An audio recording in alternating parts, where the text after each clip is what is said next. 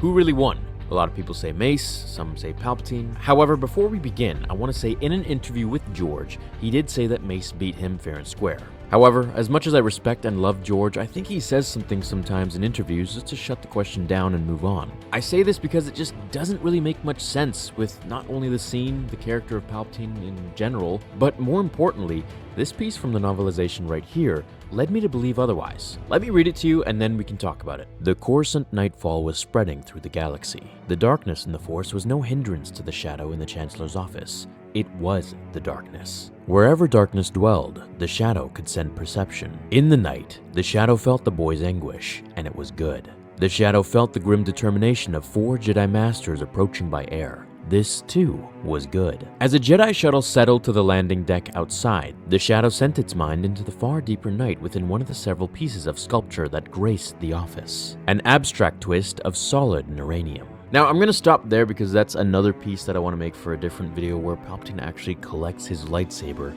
and how he does it is really, really cool and very, very cinematic. So I'm going to save that for another video. Now, while this is a very short piece, it's very impactful, and it's the only bit of info that leads me to believe Palpatine knew exactly what was happening. As it reads, the darkness in the Force was no hindrance to the shadow in the Chancellor's office, it was the darkness. This means that wherever darkness dwelled, the shadow could send his perception. It then says how he felt the boy's, which in other words is Anakin's, anguish. This was where Anakin was thinking and crying to himself in the Jedi Council chambers right here. Immediately, he felt the Jedi shuttle land on the landing deck outside and felt the 4 Jedi Masters with purpose approaching far before they even landed.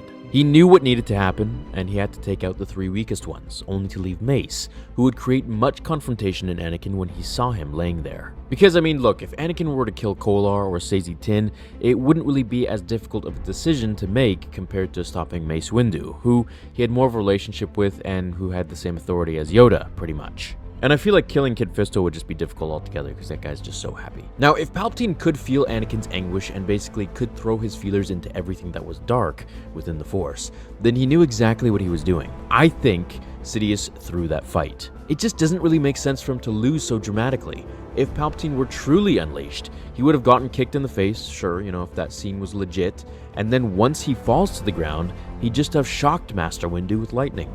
Simple. Or use Dark Aura and confused Mace in a swirl of dark energy while he threw him out of the window. Let's take this scene right here for example. This whole thing is just acting on Palpatine's end. He's saying, please don't let him kill me, but he's the one that's shooting the lightning that's being reflected back onto himself. He knew what he was doing, he knew what was going on, but he was just playing the victim. I think Palpatine threw the fight.